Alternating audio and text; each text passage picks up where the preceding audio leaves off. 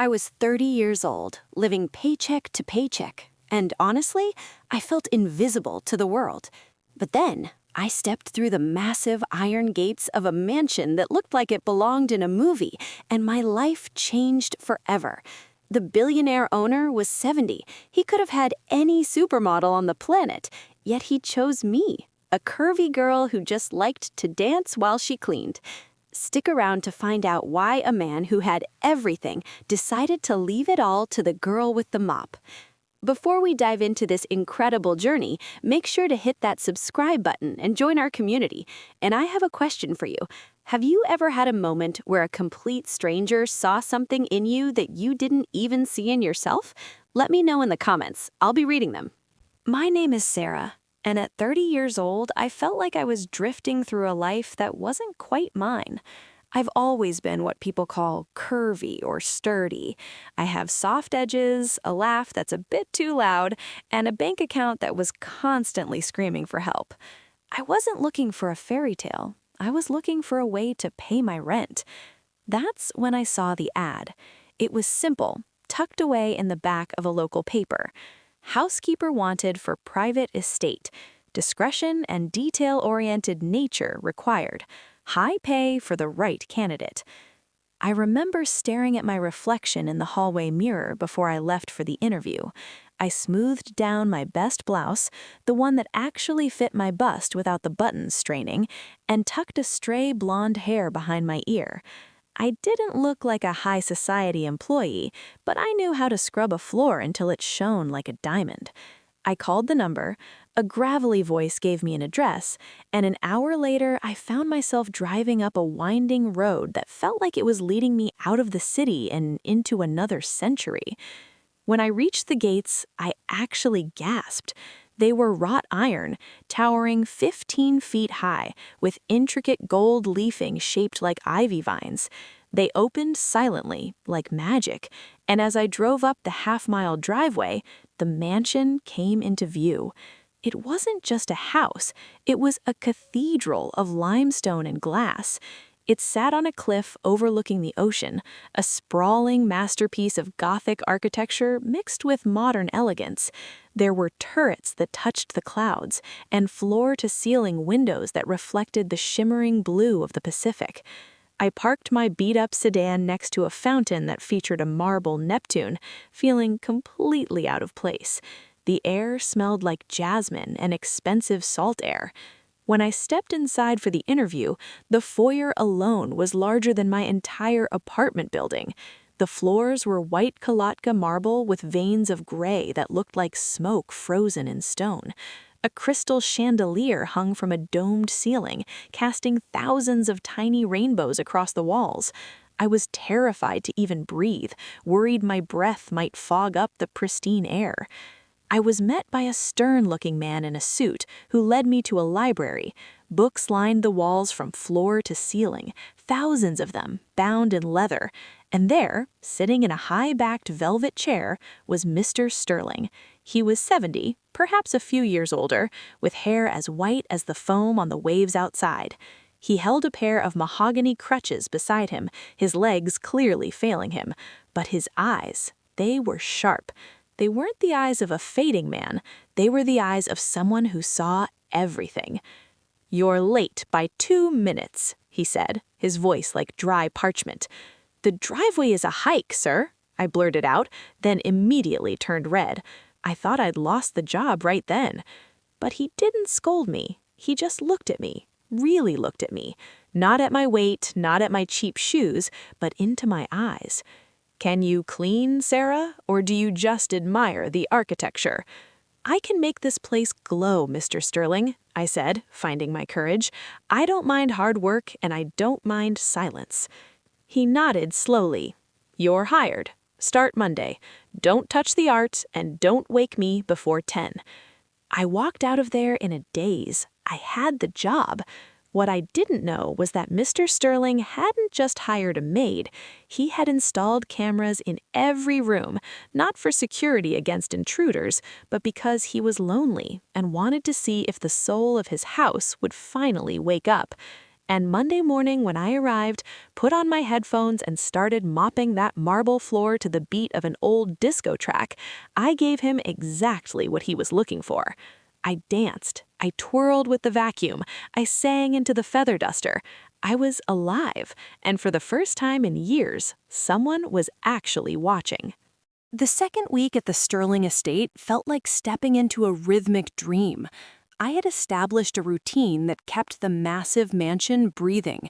I would arrive at 8 a.m., long before Mr. Sterling made his slow, rhythmic descent down the mahogany staircase on his crutches. The house was a museum of silence, but I couldn't work in silence. My soul needed a beat. So the moment I heard his bedroom door click shut for his morning nap, out came my earbuds. I started in the grand ballroom. It was a space of pure decadence, gold-leafed moldings, mirrors that stretched from the floor to the 20-foot ceilings, and a floor made of inlaid oak that was so polished you could see your own soul in it. I'd put on my favorite 70s disco or a soulful Motown track, and the transformation would begin. I wasn't just Sarah, the 30-year-old woman with a bit too much curve and a mountain of debt. In those moments, with a microfiber cloth in one hand and a spray bottle in the other, I was a star. I began to dance. It wasn't professional, and it certainly wasn't graceful in the traditional sense, but it was honest. I'd twirl, my hips swaying to the bass line, my feet sliding across the hardwood like I was on ice. I'd use the long-handled duster as a microphone, belting out lyrics to Dancing Queen or Ain't No Mountain High Enough. I felt light. For the first time in my life, my body didn't feel like a burden. It felt like an instrument. I didn't know that miles of fiber optic cables were carrying my image to a small, darkened study at the end of the north wing. Mr. Sterling sat there, his tired legs propped up on a leather ottoman, staring at a wall of monitors. He wasn't looking for theft. He told me later that he was looking for life. He had spent 40 years surrounded by perfect people, models who ate nothing but air, executives who spoke in scripts, and relatives who looked at him like a walking bank vault. And then, there I was, a woman who looked like a real human being, sweating, laughing to herself, and dancing like no one was watching. He saw the way I touched the statues, not with the cold hand of a servant, but with a gentle curiosity, as if I were thanking them for being beautiful. One rainy Tuesday, the house felt particularly heavy. The fog rolled off the Pacific and pressed against the glass walls. I was in the kitchen, a high-tech marvel of stainless steel and black granite. I was scrubbing the oversized island, lost in a slow, sultry jazz track. I was moving my shoulders, lost in the music, when I felt a presence. I spun around, nearly knocking over a vase of lilies. Mr. Sterling was standing in the doorway, leaning heavily on his crutches. His face was unreadable, his pale blue eyes fixed on me. I felt my face turn a shade of red I didn't know existed. I scrambled to pull my earbuds out, the wire tangling in my hair. I am so sorry, Mr. Sterling, I stammered, clutching the cleaning rag to my chest like a shield. I didn't hear you. I'll get back to the windows immediately. I was just... You have a remarkable sense of rhythm, Sarah, he said. His voice wasn't cold today. It was soft, almost wistful. I'm just clumsy, sir. I find the music helps the time pass, I replied, looking at my shoes. I felt exposed. My fuller figure, which I usually tried to hide under baggy scrubs, felt immense in the small space between us. I felt like a giant, messy bird in a cage of fine porcelain. Time shouldn't just pass, he muttered, more to himself than to me. He hobbled forward, the rubber tips of his crutches thudding softly on the linoleum. Most people who work here treat this house like a tomb. They move like ghosts. But you treat it like a home. Why? I took a breath, trying to steady my heart. Because it's beautiful, sir. Even if it's not mine, someone put a lot of love into building it. It deserves to be enjoyed, not just dusted. He stayed silent for a long moment, watching the rain streak down the windows. I've never danced in 30 years, he said quietly. Even before my legs gave out, I forgot how. He looked back at me, and for a split second, the gap between 70 and 30, between billionaire and maid, vanished.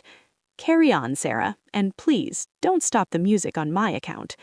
As he turned to leave, I noticed something I hadn't seen before. He wasn't just old, he was carrying a weight heavier than any furniture I had to move. He was carrying the weight of a life lived for everyone but himself. The next few weeks changed. He started leaving the door to his study open. Sometimes I'd catch him watching me from the balcony as I polished the banisters. I didn't stop dancing, but the dances became slower, more intentional. We started talking, not about the house, but about books, about the ocean, about the small joys of a good cup of coffee. He was brilliant, sharp-tongued, and deeply cynical, but I found myself looking forward to his barbs. Then came the day that shifted everything. It was a Friday, and the rest of the staff, the gardener, the chef, the personal assistant, had been given the day off for a holiday. I had offered to stay to finish deep cleaning the library. When I arrived, the house was eerily still. No humming of the industrial kitchen, no clipping of shears outside, just the sound of the waves. I found him in the library. He wasn't in his chair, he was on the floor. He'd tried to reach a book on a lower shelf, and his legs had betrayed him. His crutches were out of reach, sprawled across the Persian rug like broken wings. He looked small. He looked human. I rushed to him, my heart hammering against my ribs. "Mr. Sterling, are you hurt? Let me call someone." "No," he barked, his pride flaring up. But then he saw my face, saw the genuine panic and care in my eyes, and his shoulders slumped. "No doctors, Sarah. Just help me up, please." I am not a small woman, and he was a tall man, but I was strong. I knelt beside him, putting his arm over my shoulder. I could feel the heat of his skin, the fragile thinness of his frame. I pulled him up with a grunt of effort, my body providing the stability his had lost. For a moment, we were chest to chest, his face inches from mine. He smelled of expensive tobacco and old paper. "I've got you," I whispered. "I've got you, Arthur." It was the first time I had ever used his first name. He didn't pull away once he was steady. He kept his hand on my arm, his fingers trembling slightly. "You didn't look at me with pity," he whispered. "Why would I?" I asked. "Everyone falls down. The trick is having someone there who isn't afraid to pick you up." He looked at me then, really looked into my soul, and I saw a spark of something dangerous and beautiful. "Sarah," he said, his voice cracking, "there is something I need to tell you, something I've been watching on those screens for months. I think it's time I told you the truth about why you're really here." The silence in the library was so thick I could hear the ticking of the grandfather clock in the hallway. Arthur, I couldn't go back to calling him Mr. Sterling in my head, still had his hand on my arm. His grip was surprisingly firm for a man who looked so fragile. I felt a rush of heat climb up my neck. I was acutely aware of my own body, my heavy breathing, the stray hairs escaping my ponytail, and the way my curves pressed against his expensive wool sweater. "The truth?" I whispered, my voice trembling. "What truth?" He gestured with a trembling hand toward a hidden panel behind a row of encyclopedias. It slid open to reveal a small, glowing screen, the nerve center of the house's security. On it, I saw a grid of rooms. In one frame, there I was, from 3 days ago, laughing as I used a mop as a partner in a mock waltz. "I didn't hire you because I needed a clean house, Sarah," Arthur said, his eyes finally meeting mine. "I have a dozen services that could have done that. I hired you because, during your interview, you were the only person in 10 years who looked at the art on the walls and actually smiled. You didn't look at the price tags, you looked at the beauty." He took a shaky breath and leaned back against the mahogany desk. "I've watched you on these monitors, not for some prurient reason, but because watching you live your life, watching you dance when you think you're alone, reminded me of what it felt like to be human. I've spent my life surrounded by people who are perfect, people who have had every inch of their bodies tucked, pulled, and starved into a standard that doesn't exist. They are like the statues in my foyer, beautiful to look at, but cold to the touch. I stepped back, my heart racing. Arthur, I'm just a girl from the suburbs. I'm not a model. I'm not perfect by any stretch of the imagination. That is exactly why I can't take my eyes off you, he said, his voice dropping to a low, gravelly hum. You have a soul that overflows, Sarah. You move with a grace that comes from joy, not from a gym. I look at you and I see life. I see warmth. For weeks, I've sat in this chair, crippled and old, wondering if I had the right to even speak these words to you. I am 74 years old. I am at the end of my journey, and you are just beginning yours. I looked at him, and for the first time, I didn't see a billionaire or a boss. I saw a man who was starving in a palace of plenty. I thought about the men I had dated in my 20s, men who had made comments about my weight, who had told me I'd be so pretty if I just lost 20 pounds. And here was this titan of industry, a man who could have commissioned a masterpiece, telling me that my imperfect form was the most beautiful thing in his world. I'm not a model, Arthur, I repeated, my voice cracking. Models are for billboards, he countered, a small, genuine smile breaking through his stern exterior. You are for a home. I know what the world tells you, Sarah. I know the magazines and the screens tell you that you are too much of this or not enough of that, but they are wrong. You are exactly the right amount of everything. He reached out, his fingers grazing the palm of my hand.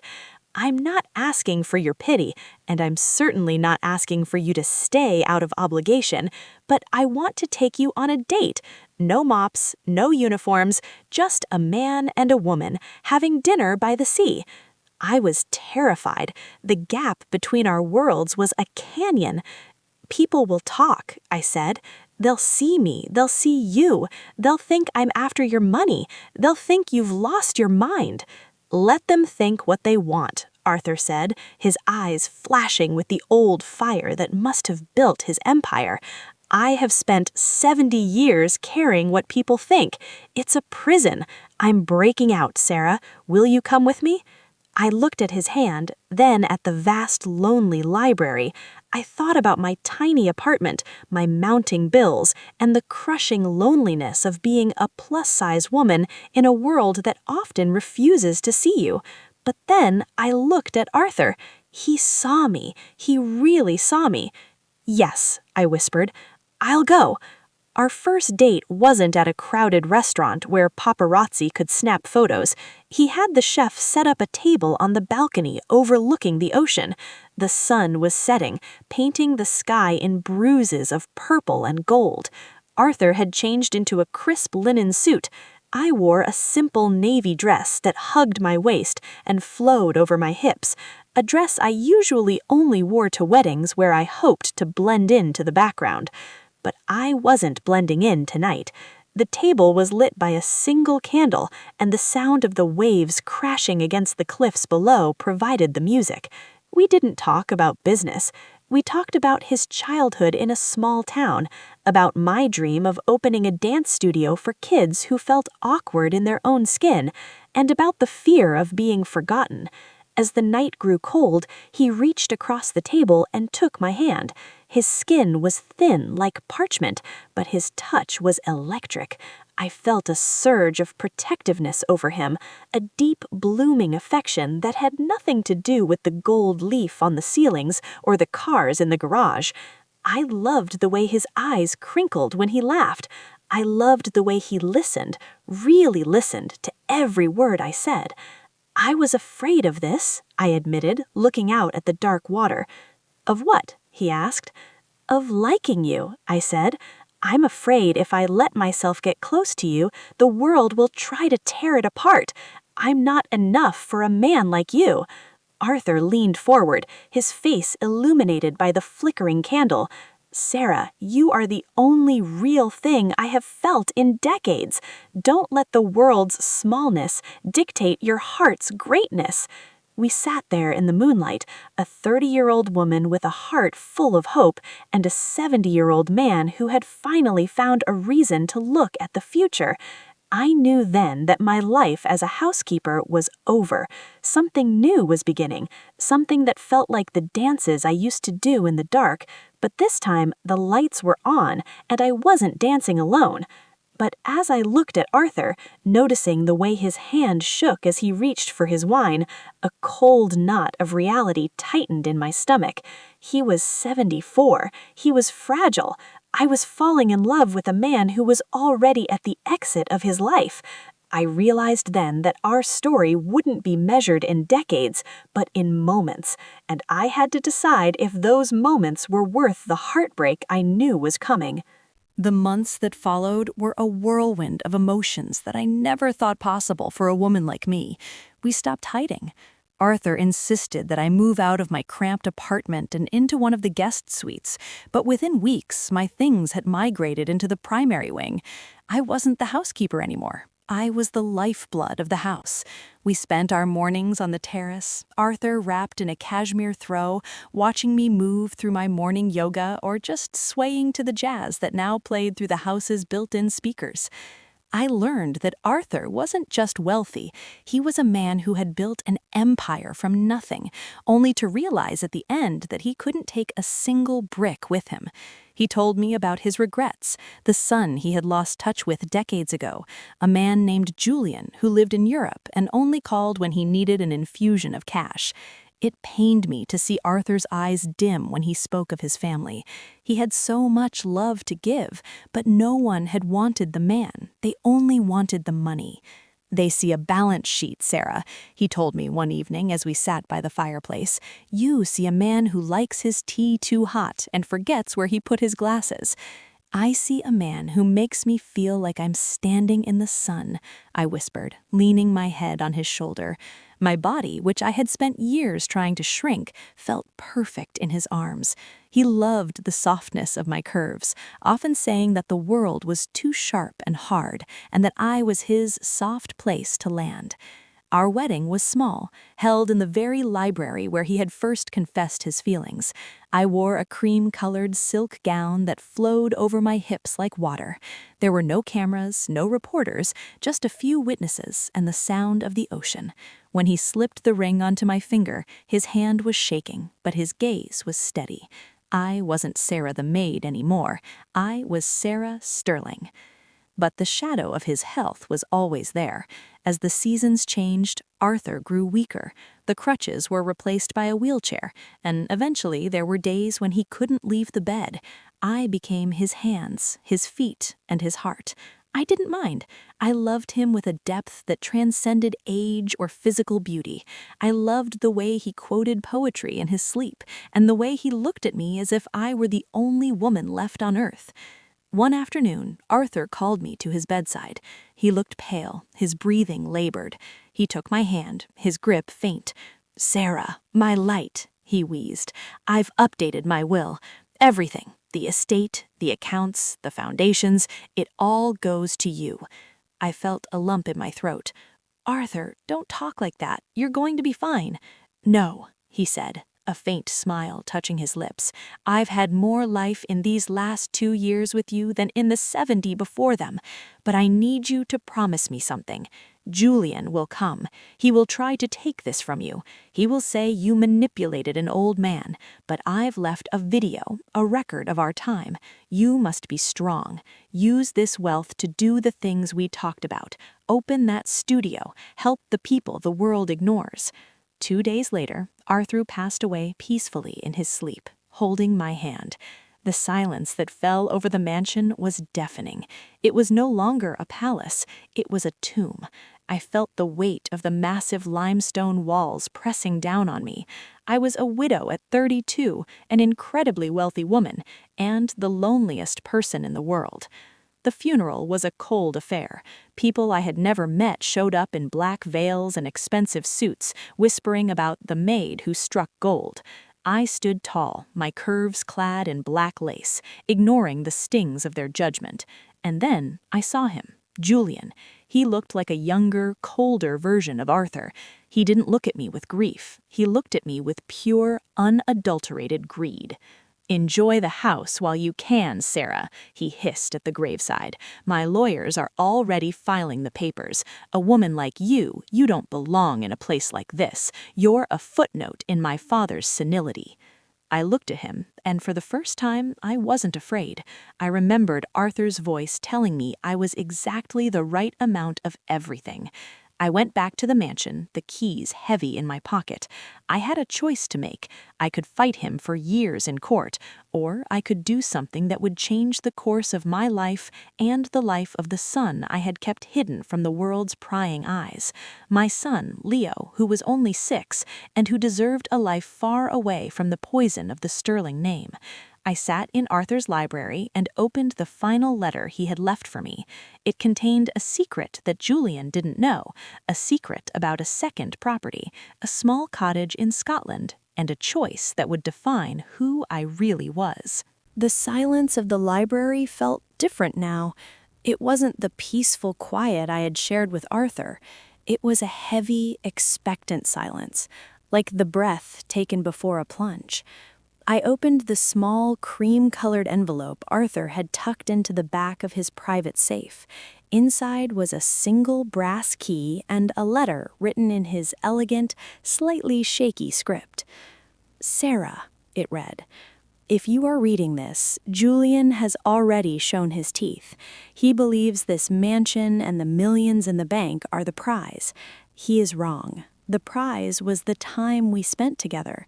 I have left a legal firewall around the estate that will take his lawyers a decade to crack, but I don't want you to spend your youth in a courtroom. There is a small cottage in the Highlands of Scotland, the place where I was born before I became the titan of industry. It is humble, it is remote, and it is yours. The deed is not in the sterling name, it is in yours. Go there. Take Leo, live the life we dreamed of, far from the vultures." I looked at the brass key. For the last 2 years, I had been the queen of a palace, but I had also been a target. I thought of my son, Leo. I had kept him at my mother's house during my time working for Arthur, and even after our marriage, Arthur had insisted on protecting Leo's privacy, fearing Julian's reach. Leo was a bright, energetic 6-year-old who loved to run in the grass, not walk on polished marble. The next morning, Julian arrived at the front gates with a team of men in dark suits. He didn't knock. He used a key he'd likely had copied years ago. He walked into the foyer, his eyes scanning the chandelier with a cold, possessive glint. "Time to pack your bags, Sarah," he said, his voice echoing off the limestone walls. "The maid-turned-mogul story ends today. My lawyers have found enough ground to freeze the accounts while we contest the will. You'll be lucky if you leave with the clothes on your back." I stood at the top of the grand staircase, the same one where Arthur used to watch me dance. I wasn't wearing silk or lace today. I was back in my sturdy jeans and a simple sweater. I felt strong, not because of the money, but because of the love Arthur had poured into me. "You can have it, Julian," I said calmly. He stopped, his mouth hanging open slightly. "What?" "The house, the cars, the foundations. You can have the headache of maintaining this museum. I've already signed the papers to put the main estate into a temporary blind trust while the courts settle your claims. I'm leaving." "You're giving up?" he sneered, though I could see the confusion in his eyes. "Just like that, you realize you're walking away from hundreds of millions." "I'm walking away from a cage," I replied. I walked down the stairs, passing him without a second glance. "Arthur gave me something you'll never understand, Julian. He gave me the confidence to know that I am enough, with or without this marble. You're welcome to the ghosts.